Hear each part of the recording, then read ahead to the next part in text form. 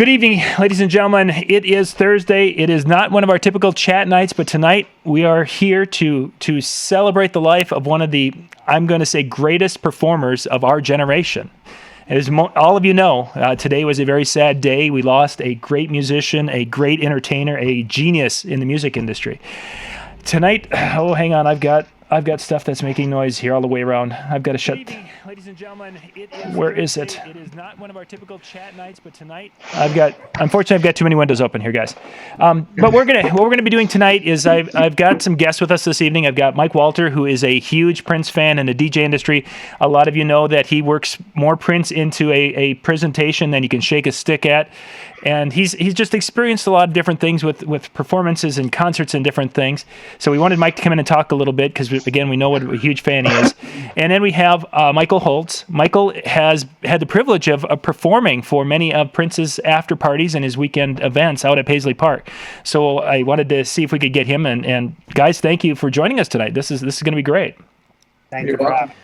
And Jeremy Breck is here tonight because I'm going to be managing the chat, and hopefully he's going to follow the conversation and help to kind of ask questions and such that those who don't know Prince as well as you two do, that he can ask those clarifying questions of you guys, because Prince was a very layered person. And those of us who are casual fans know a little bit, but you guys know a lot more. So the guys, let's kind of jump into it. Mike, you were asking Michael some questions a little bit. Let's kind of start from that point and pick it up from there as you guys were chatting about that. Well, it amazes me, Michael, that you not only got to spin at Paisley Park, but you actually met Prince. So why don't we start there, man? Share some stories with us. Yeah, I DJ'd out there for about two years, basically. April 2014 was the first time I DJ'd out there, and I actually did a live cast with John here as well regarding that, and getting the chance to be picked and called to go out to Paisley Park and DJ for these shows. And it all had started with are we getting some feedback here? There we go. Go ahead. Okay. And it all had started with a call at, of course, 1 o'clock in the morning. Hey, can you come out this weekend and DJ at Paisley Park? Prince is starting to have these parties, and we want to try you out. And I thought, oh man, this is going to be, the adrenaline just kicked in. It's going to be like a one and done type thing. I don't know. I just didn't know what to expect going out there for my first time. And I remember the first time that I was out there, he actually played, and then he had another artist. Her name was Candace Springs. So, one of the rules that I have is, no dead air. There should be music going on at all times, whether it's live or recorded. And Prince was walking off the stage as he told people that Candace was going to start playing next door in the smaller sound studio.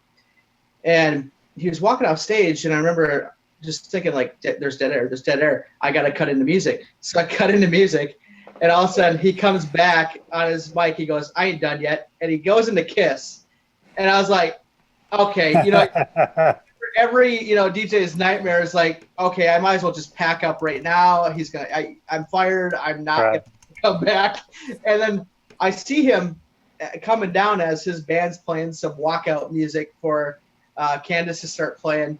And he comes up to me, and I'm like, okay, here we go. This is going to be it. And he says to me, he goes, once Candace starts playing, you can stop.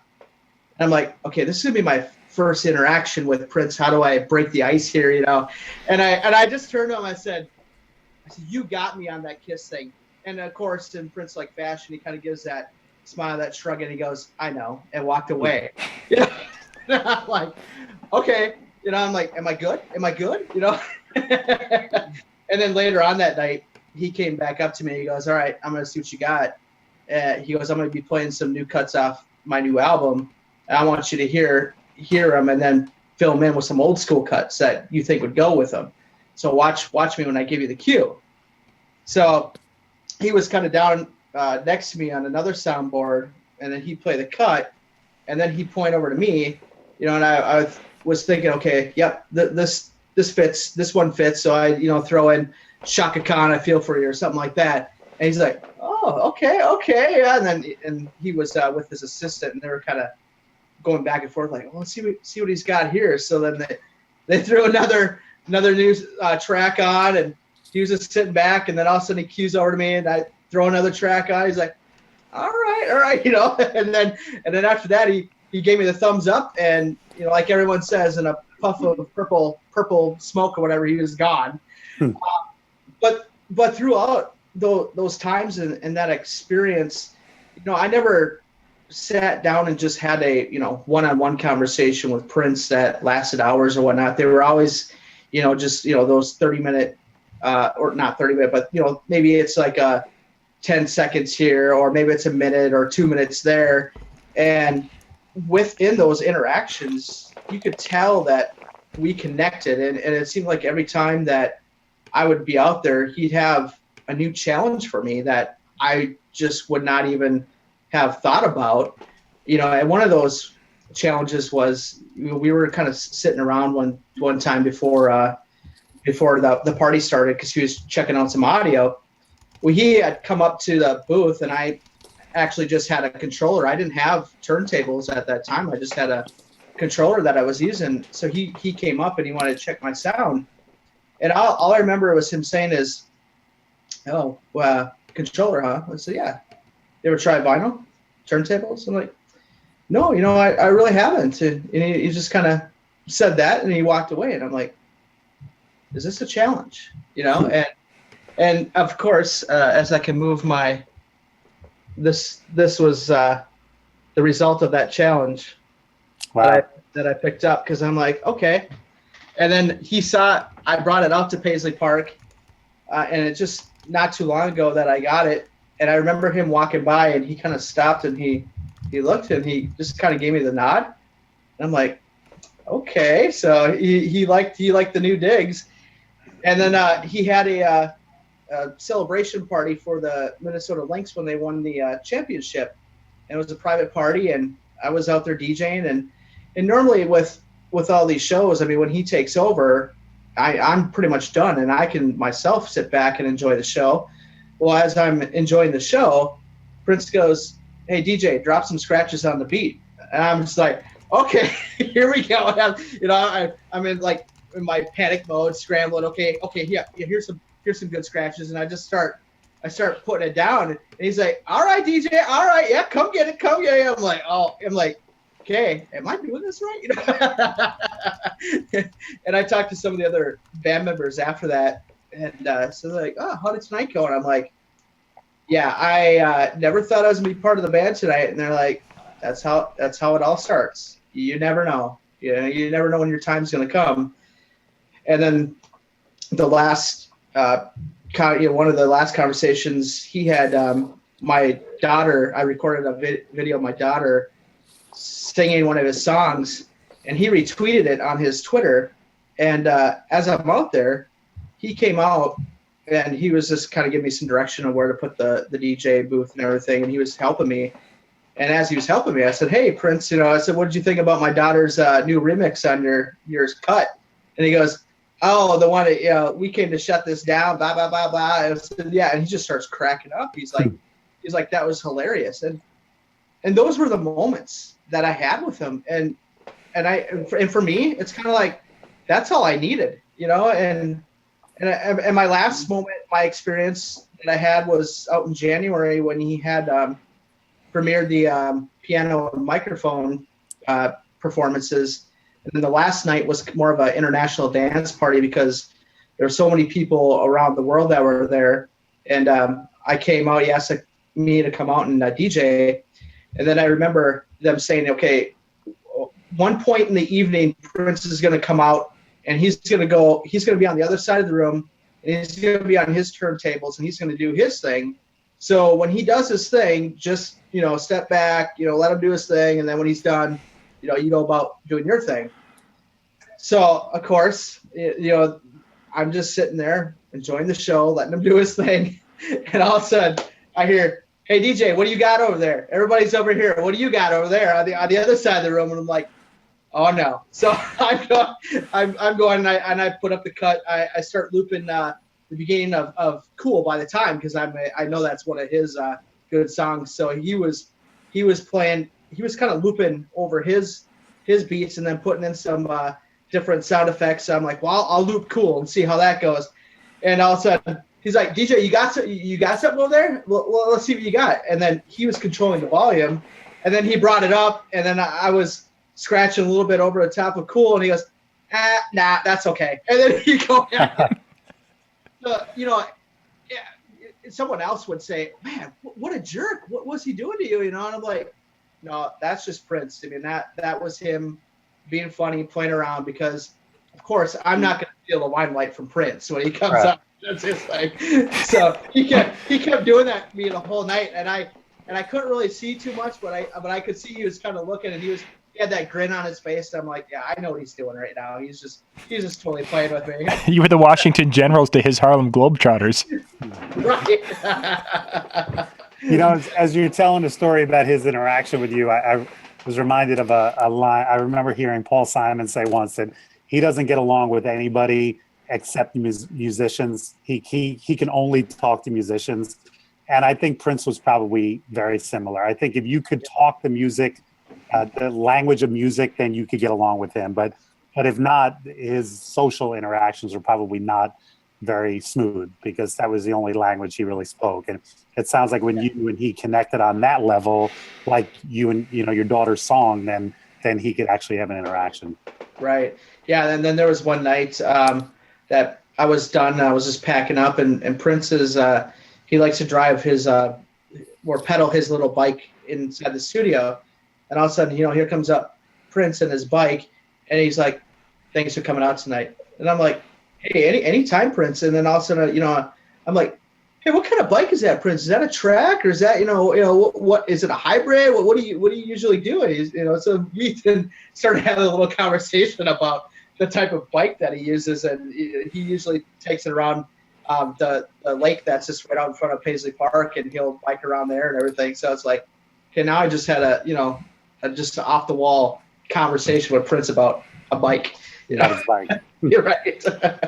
But I think he really appreciated that, rather than just someone asking him all the other questions that everyone probably asks him every day. Right.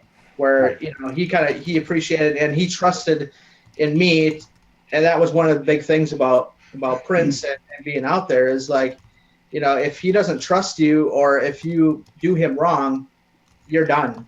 And that's one of the things I always highly respected about it, because I'd get people to say, "Oh, let me know when a party happens or what." I'm like, I really can't until I'm able to let you know when it's public.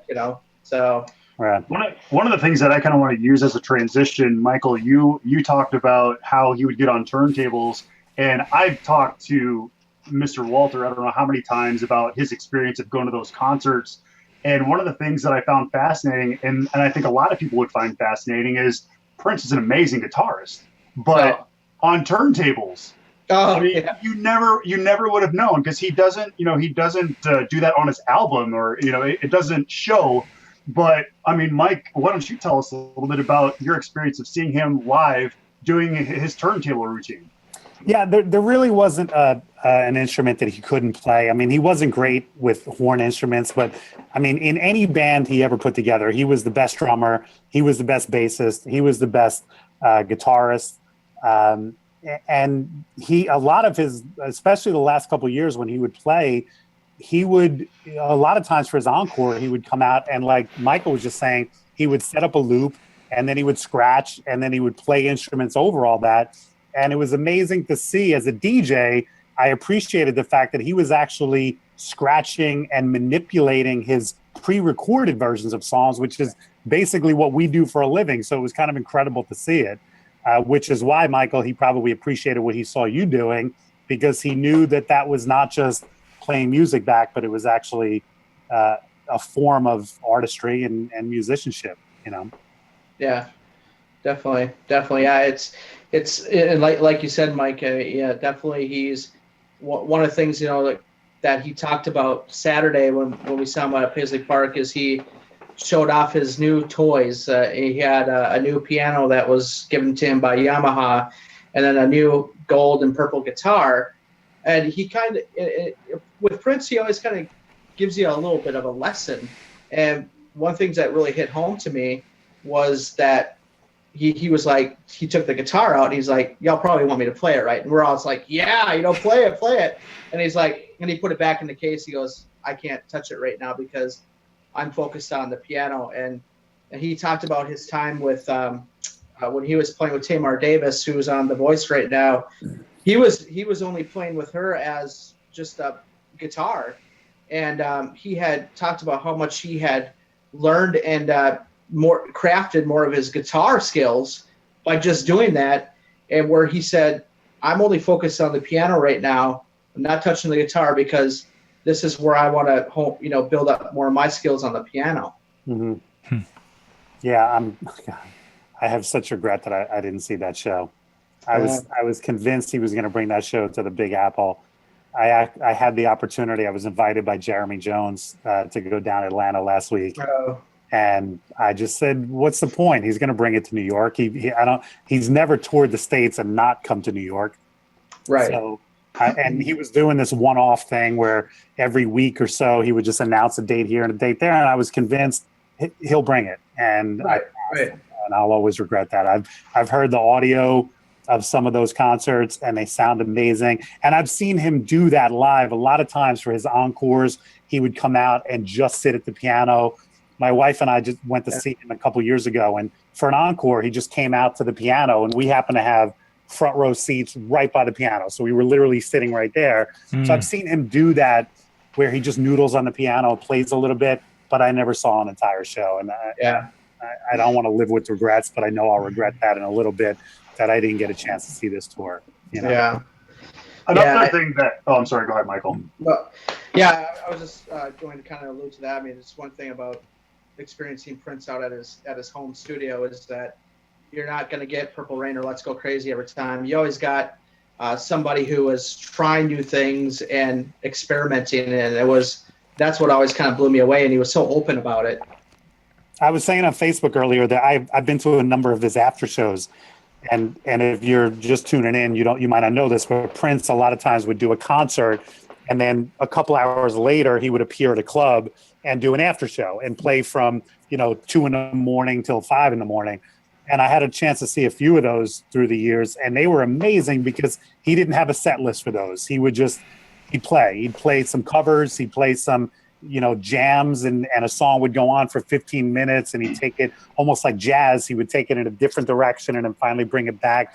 And those were amazing opportunities to see his after shows. And I imagine his shows in Paisley Park, the celebration shows, were probably very similar. Loose format, no set list. It's, when you tour, when you think about an artist, when they tour and they're doing 100 dates over 4 months, they put together a set list, and the set list might vary from night to night, but for the most part, it's going to be the same. But when you just do a one-off, you kind of make it up as you go along. And that's for a true fan, that's a beautiful thing to be able to see an artist in that kind of creativity, And Mike, that's actually what I want you to talk about a little bit more, because I remember when you went to three of the 5 concerts that he did at Madison Square Garden. Is that correct? Musicology, he did 3 shows in a row in MSG, and I went to see all 3. Okay, and when you saw those 3, you kind of talked about, and that shows you how artistic he was. It wasn't that, okay, I'm doing this show and I'm going to do that same show tomorrow. They were not complete repeats. Every one of those shows, they opened up, I think, with the same 4 or 5 songs, and then the entire middle of the show changed. One of the 3 nights, I forget which one it was, he did a cover of Whole Lotta Love, the Led Zeppelin song. And he tore it up. And then the next night he didn't do that. So that was a typical example. Like, this was just something he felt like doing that night. And then the next night he didn't feel like doing it. And then one of the things he did in the Musicology tour, similar to this piano and microphone, he came out at one point with just the acoustic guitar. And you could tell he was making stuff up as he went along. He would play a little bit. He would do like a chorus of one song and then go into another. And that was just, as a fan, that was just magical to see him. He had such an incredible library of music that he had written. So for somebody like that to just sit on a stool and start playing and go, I can play whatever I want here. And he could. And every night it was different, Yeah. I remember also visiting with you too regarding his Super Bowl halftime show. I actually just posted a video on my Facebook page that the commentators from the NFL Network were talking about, it started to rain, and I called him, and we were afraid he wasn't going to come out, and he said, "Bring more rain, bring more rain." He had this vision of what he wanted to give, and he didn't want anything to hold him back. Right. One of the things that we noticed this last year when they kind of celebrated the halftime show is they had Prince, and they laid that into the song that they were singing, and it just shows you that there was so many iconic moments, and that was such an iconic moment because what Prince does when he's on a stage. I mean, he mesmerized so many people. Yeah. When you see a list of the greatest halftime shows, they usually put U2 first and the Prince show second, and I think a lot of that has to do with sentimentality. The U2 halftime show was right after 9/11. And they did the 9/11 tribute. If you remember, they brought all. So, I mean, for sentimentality's sake, yeah, I guess you can say U2. But for specifically musicianship, I don't think anyone's ever topped Prince. And the fact that he did Purple Rain in the rain was, I mean, you can't top that. And he tore. I don't want to curse here, John. I know you run a key. I was almost going to say the S word, but yeah, he tore that up. That solo. Similarly, somebody just posted on Facebook his performance at the Rock and Roll Hall of Fame when he was inducted, and he was inducted the same year that George Harrison was. And so the jam session at the end of the induction, they did "While My Guitar Gently Weeps." Sick. And if you have any doubt that Prince is one of the greatest guitarists of all time, and I mean put him up there with Jimi Hendrix, Clapton, Stevie Ray Vaughan, put him up there with any guitarist you think is the best. You go watch that solo from Rock and Roll Hall of Fame. You can look it up on YouTube. He tears that solo up, and then in typical Prince fashion, because he was a cocky, and again, I'm trying not to curse here. He throws the guitar up and struts off the stage like, you can't touch that. And every musician up there was like, you're right, we can't touch that. That to me was everything you want to know about. And the eyes on George Harrison's son, just like mesmerized, Yeah. He truly was an iconic legend in the industry. And I mean, not just us as DJs. I mean, we all play his music. And I guarantee this weekend, his music will be played with extra passion going into everybody's events. But when you look at the rest of the industry, like you said, Harrison had respect for him. So many people clapped him, when they asked him who's the best guitarist or what does it feel like to be the best guitarist? I don't know, ask Prince. I mean, that there was that respect there. And I'm not sure which music awards it was, but he walks out without saying a single word in a bright orange sickle outfit, walks on the stage, stands in front of the microphone, doesn't say a word. And he can't talk for 5 minutes because of the ovation. Yeah, exactly. I said that Dominic and I were driving today. We had to go visit a banquet person, so I picked Dominic up from the office literally 20 minutes after I heard the news, and Dominic's like, "Do you want to go to this appointment?" I'm fine. I'm professional. I can handle it. And so we're driving, and I said that to him. I said to Dom, I think one of the things that I'm most proud about with Prince is that whenever he appeared in the last couple of years at an award show, organically, and it wasn't like, let's hear it for Prince. He would walk on stage and the show would come to a screeching halt for a couple minutes while every artist, every musician in the room, every star would step back and go, oh my God, that's Prince. When you see somebody like Beyonce of her stature be like, oh my God, that's Prince, that's to me is the ultimate respect. Mm-hmm. Right. Absolutely. We were talking earlier, guys, about some of the artists that Prince has started in the industry. And now, when we start. Yeah, Michael, I wanted you to actually kind of give us because you've seen some of the next generation of artists that he's been working with out there. So can you give us a little insight of how that worked out there at Paisley Park with that? Yeah, I mean, one of the things about Prince, and a lot of this is going to come out now as we learn a little bit more about him. Is just how influential he was with the younger generation, and again, challenging them and being that teacher and educating them about music. A wonderful talent, Candace Springs, was out there who she was kind of one of the first ones that had came out there when I started, and just how much that he had interest in her versus how much respect she had for him.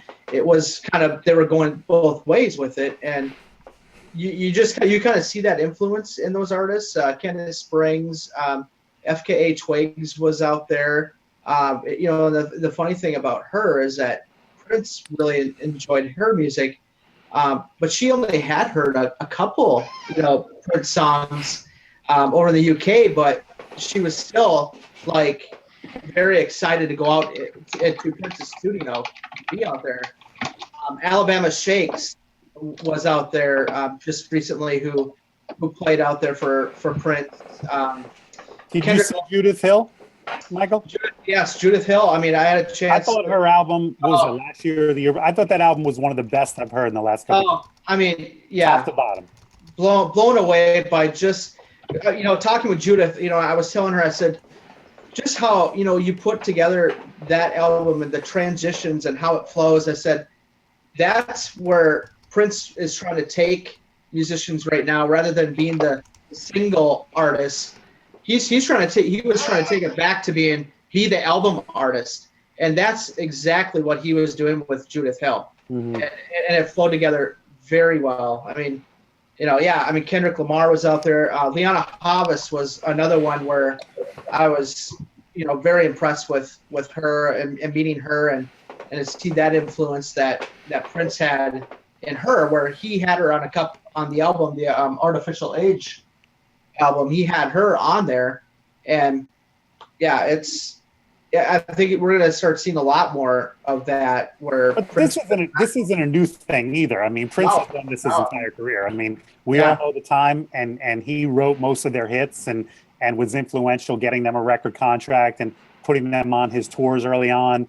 The Family, Carmen Electra, he nurtured so many different artists, and a lot of it had to do with the fact when he was writing for these artists, he was so prolific, especially back in the 80s. He was writing more music than Warner Brothers would let him put out. Right. So the only way that he could get some of the music that he was writing out was to give it to Sheila E., to give it to The Time, and to give it to these other artists, because he was writing, he was writing basically 4 albums of music every year, and Warner Brothers was like, we don't want you to release that much music. So he had to have these protege artists as a release to get this music out. Right. I'm really curious on how much archive we're going to see in the next couple years that's going to be released, that the things that never made it out of the vault. Jeremy, there's always been legend amongst Prince fans of what they call the vault, and how much is in the vault and how much music is actually in the vault. It will be interesting because, I mean, listen, this happens with every artist. Once they pass away, somebody else takes over their estate, and usually that person is a little bit more money motivated than they are artistic motivated. And I mean, we've seen it in the last couple of years with Jimi Hendrix, where some of his stuff has been released that if Hendrix were alive, he might not want out. Maybe he wasn't proud of that music. So, when somebody gets the decision making over Prince's vault and his estate, we might see some of this music. And listen, as a fan, I will devour it. I don't care if Prince ever wanted it out or not. There are songs that are legendary that never saw the light of day that I will, as soon as it's available, I will gobble it up. Yeah, that's he does still have a sister who is living, and that will be one of the things that will be interesting to see how everything shakes out after the fact, and who really has control of it. Yeah, I mean, this isn't a Michael Jackson situation where the estate was doing horribly and then Michael Jackson passed away and now the estate is doing great. I mean, but from all reports I've seen, Prince was making ends meet. Once those decisions that fall to a sister or whoever it is, I'm sure decisions are going to be made differently than they were when Prince was alive. Right. What if we're going to see things change a little bit with, as an example, the digital downloads of Prince's music? Typically, when you would have big news like this, you would go to iTunes and you would have big splashes on iTunes. You know, I went there today and it's like crickets because they have no Prince music on. Prince has not released his stuff to iTunes. Exactly. Yeah. So it's interesting. That'll change. Most of his stuff right now you can pretty much find on Tidal. Tidal, yeah. Yep.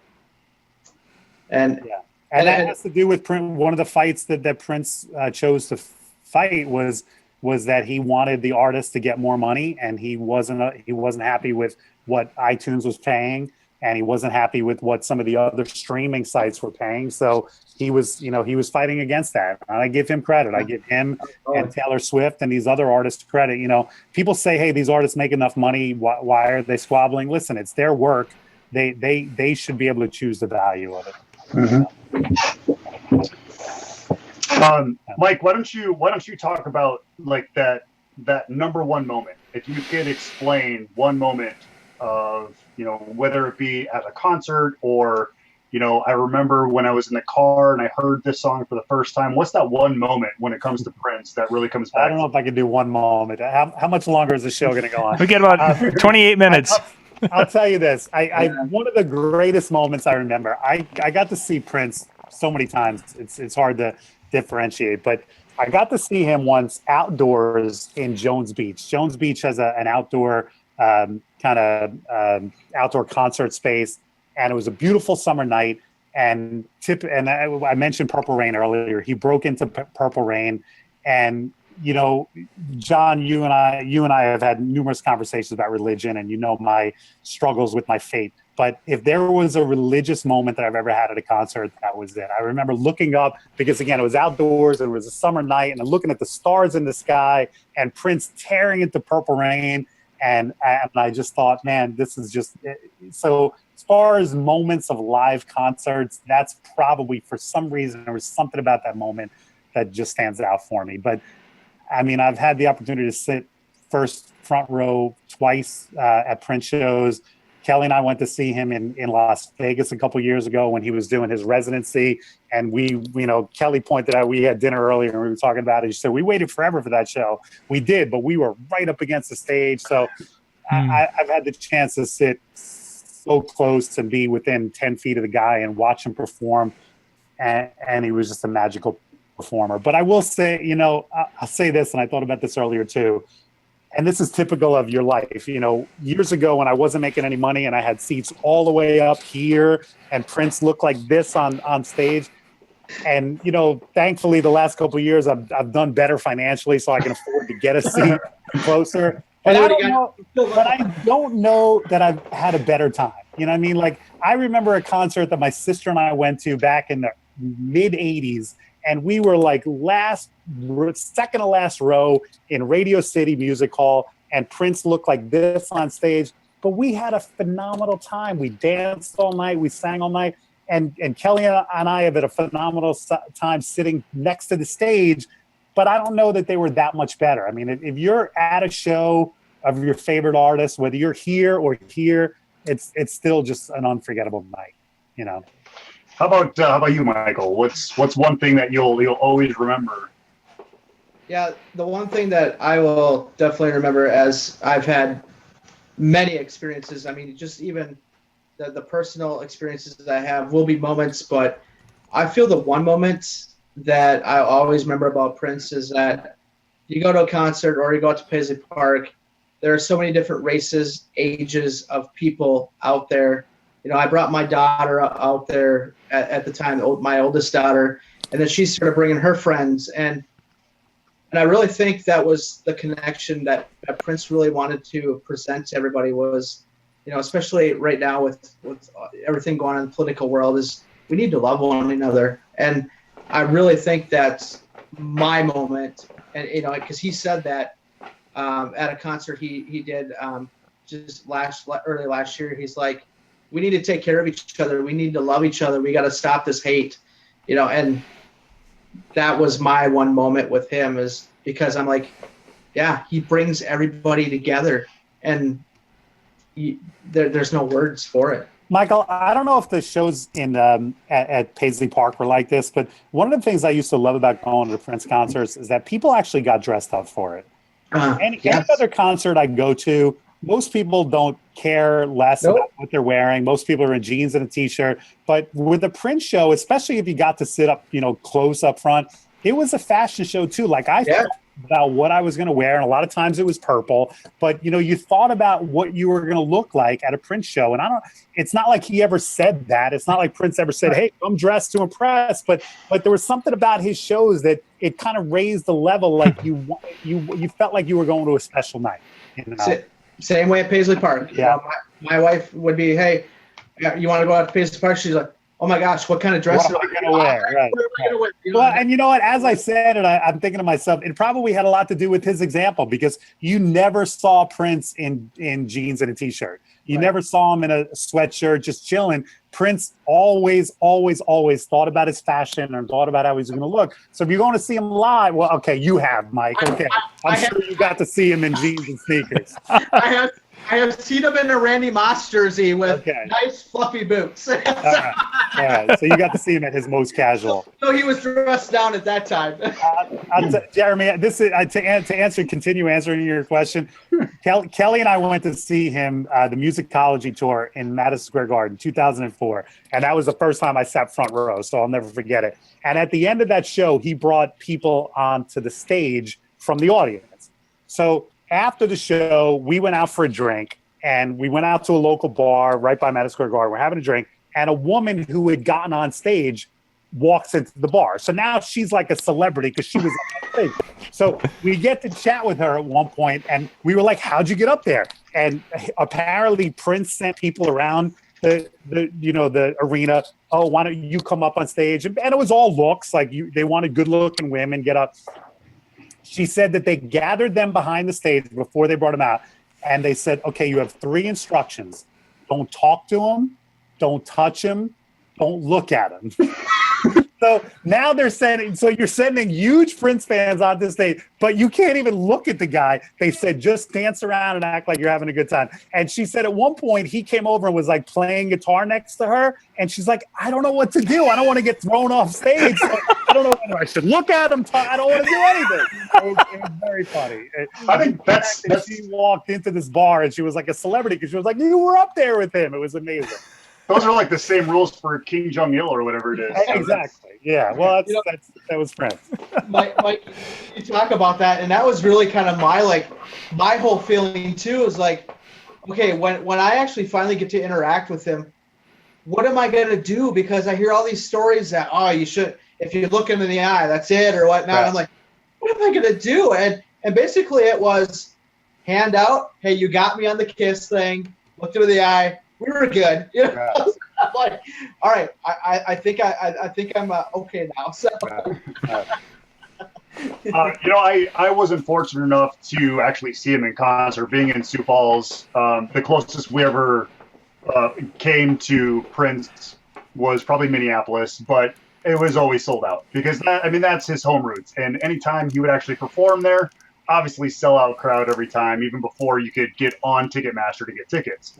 So I never got to actually see him perform.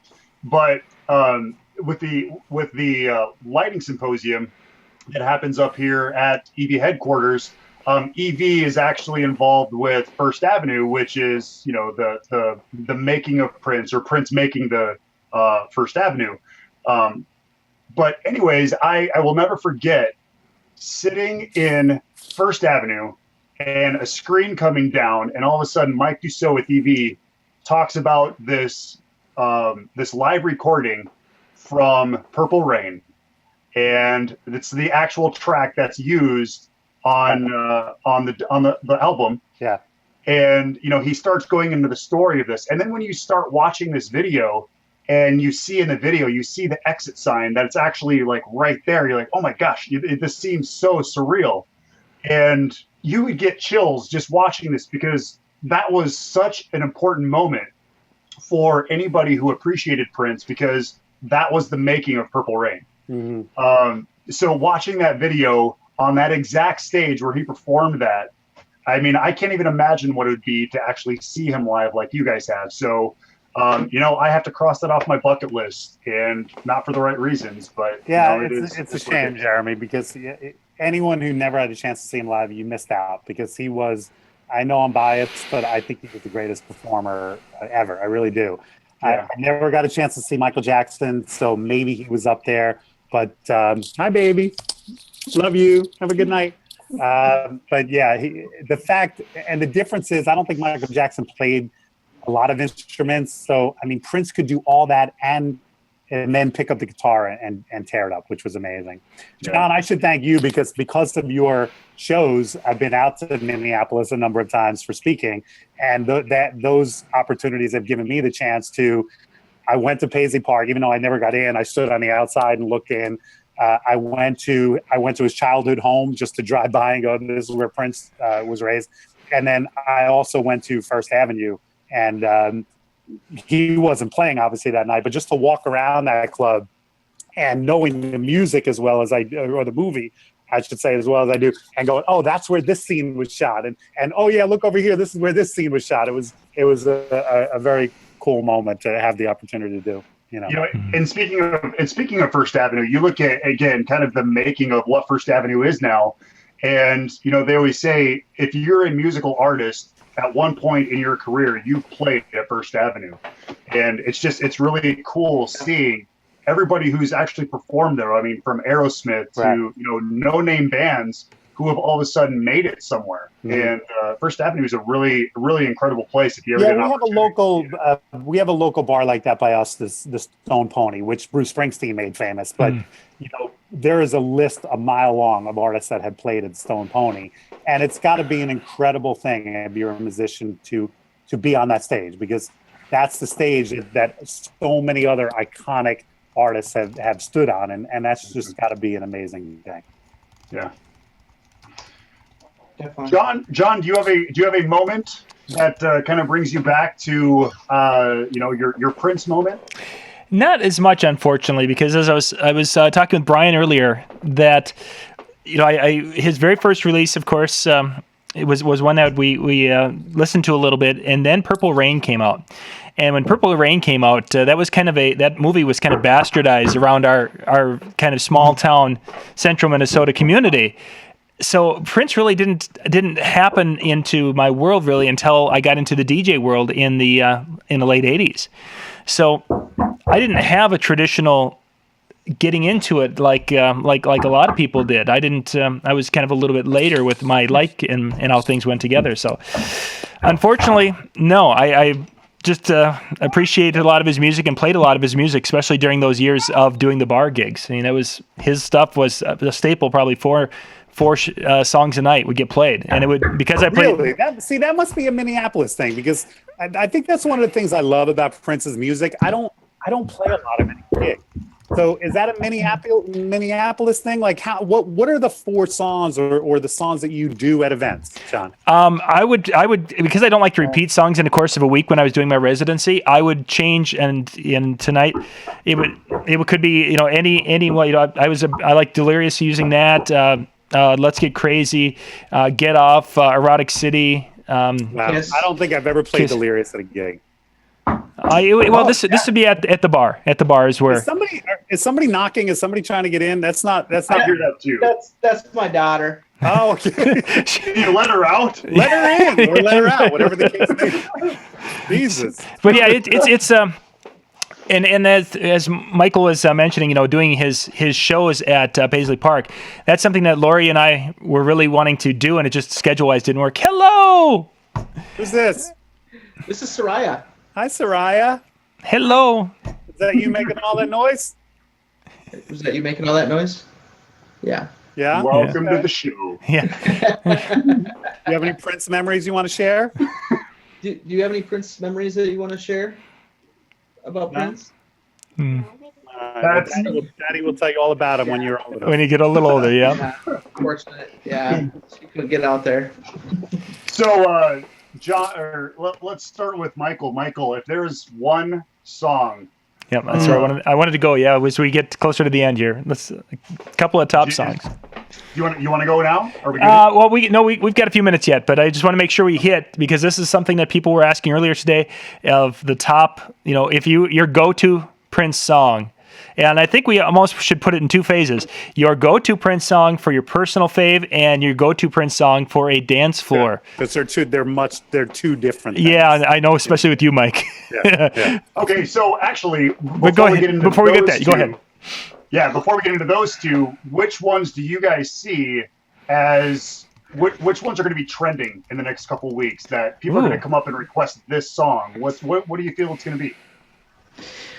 Well, I, for number one, have a bride in June who specifically asked already, and this was before the fact of Purple Rain to be the closer at her wedding. Mm-hmm.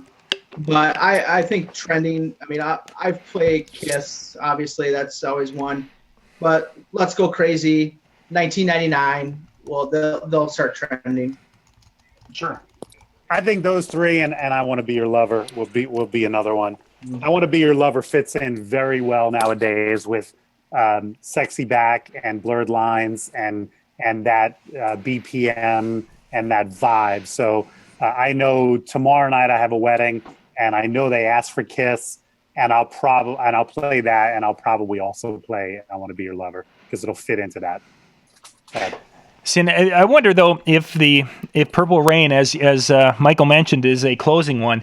I wonder if we're going to have that quite a bit, because at the end of the newscast tonight, both of the newscasts that I watched, the local and the national feed, they ended with the Super Bowl, the halftime show with the Purple Rain, and then it comes in, they do this kind of frozen image, and then the dates, the birth and these years, and that was such a powerful closing shot. But at a gig, are you going to play that as a slow song? I think as an ending, as a closer. 9-minute ender. That's a pretty long ender. Yeah, but I think that if people are hearing it so much now, and it's going to become part of the lexicon for the next month and a half, this could be something that people are just wanting to. Piano Man's a long ender too. Yeah. Yeah. And it might even be, have a great night, and then all of a sudden, here comes Purple Rain as they walk out. It's that. Thanks, have a great night. Definitely could be. Definitely could be. Okay, so let's look, John, your question again to kind of end it out here. Yeah, yep. We'll go and kind of, if you're going to play with one song for a dance floor favorite and then a personal favorite. So that's Michael. Personal favorite is a deep cut. It's called Days of Wild, because that introduced. Well, I started going out to Paisley Park in '95. And when I walked into the small room, there was Prince on the guitar, on the bass guitar, doing Days of Wild, and that's been mine ever since then. That was my first experience, Days of Wild. I did my top 100, Michael, and that's number 6 on my list. Days of Wild is an incredible, and that is a deep track. Did he ever put that on? What did he put that on? Crystal Ball? Crystal Ball. He released? Yeah. Yes. And some other bootlegs. And only as a live version. It never was released as just a single version. And I know he had kind of redid it a little bit recently. And I was really pushing for him to do a re-release of it. But Prince found religion about 20 years ago, and he eliminated a lot of the songs from his live shows because a lot of his songs were, you can't just bleep a word or two out. A lot of his songs were pretty, full of curse words. And when he found religion, he stopped playing. And I think a song like Days of Wild was one of them, because you can't do that song without 4-letter words. So I think that was one that he stopped doing. And Get Off, which is my number one, is kind of falls into the same thing. Not really curse words in that, but it's a pretty salacious song about a one-night stand.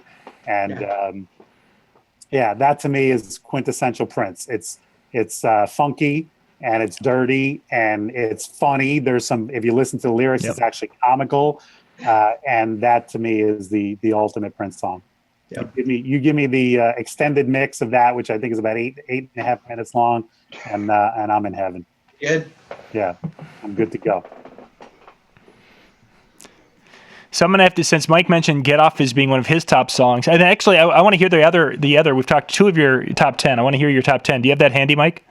I do. Okay, I want to hear that. Let's jump to that, but I want to mention one that I like before you guys is I still have this appreciation for it, and I know this kind of for Raspberry Beret. Did you see my sister's comment today? No, I did not. You had so many comments going, and I was trying to do that, and then with what we were getting ready for tonight. So, what did you? My sister called me. My sister is a Prince fan, not as big of a Prince fan as I am, but we've gone to see him a couple times, and she knew I was really down, and she called, and I was almost near tears, and then she posted on Facebook, and she reminded me that that's the song that she apparently lost her virginity to.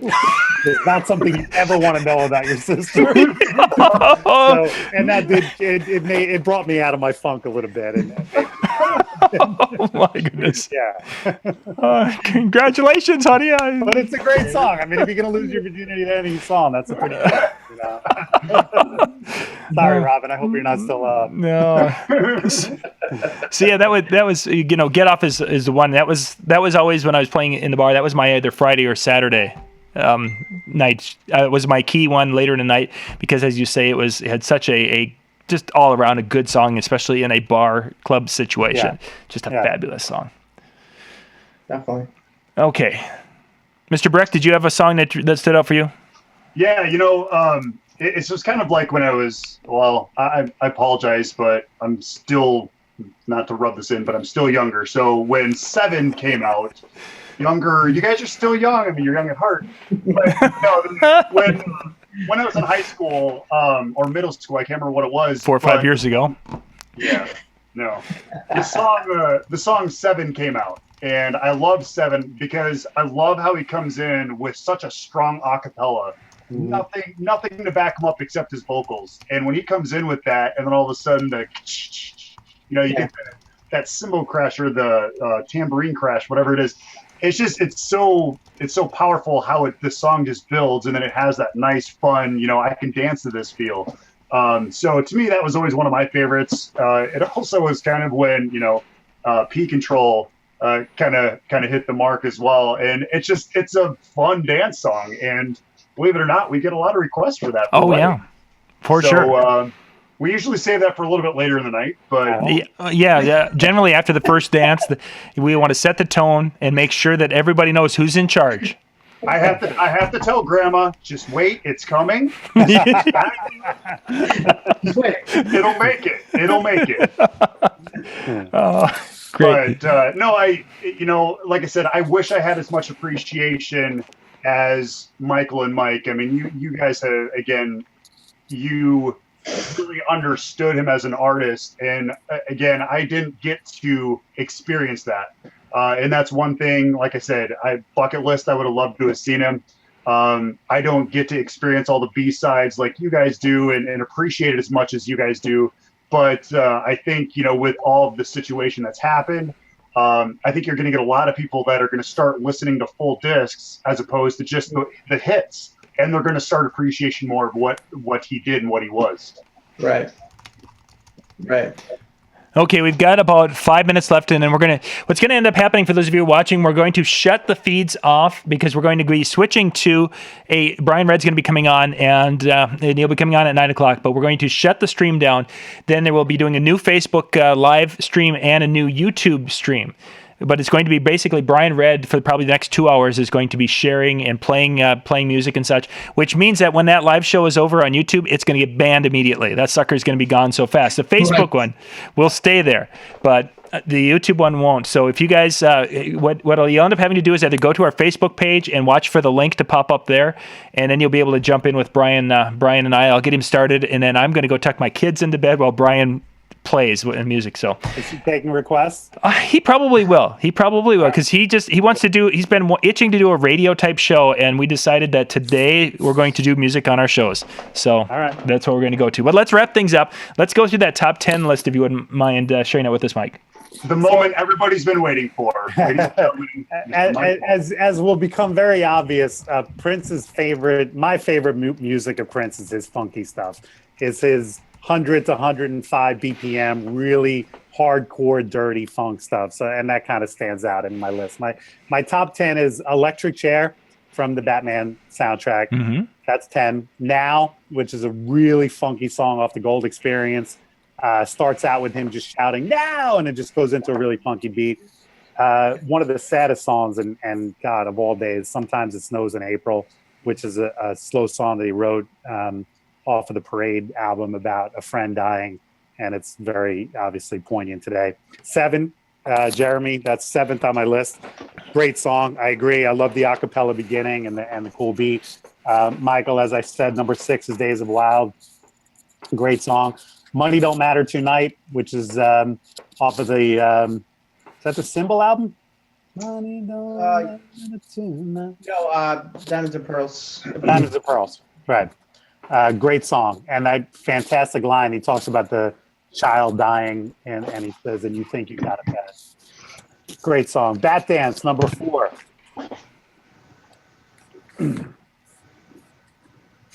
Face Down, number 3. And this was the one that got me choked up today because he talks about let them bury you face down so they can kiss your ass. And I wonder if they're gonna bury Prince face down.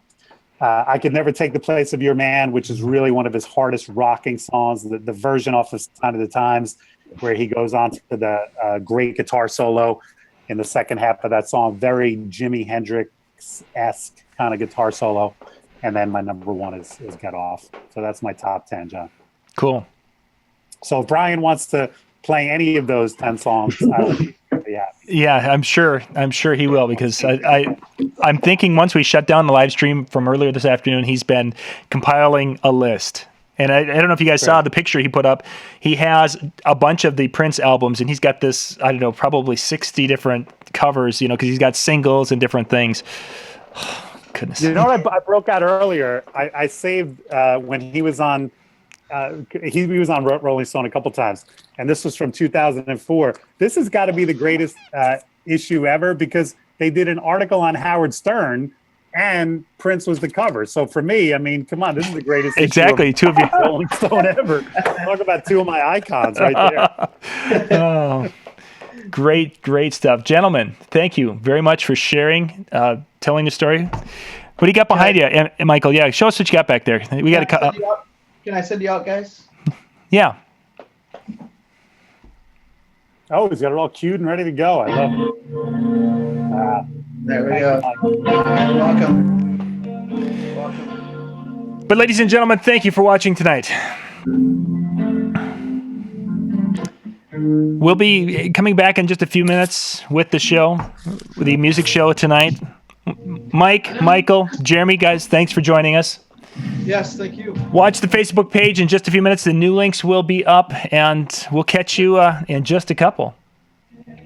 Sounds great. Have a good night. Thank you, John. Thank you, everybody. Thank you, Michael. Thank you.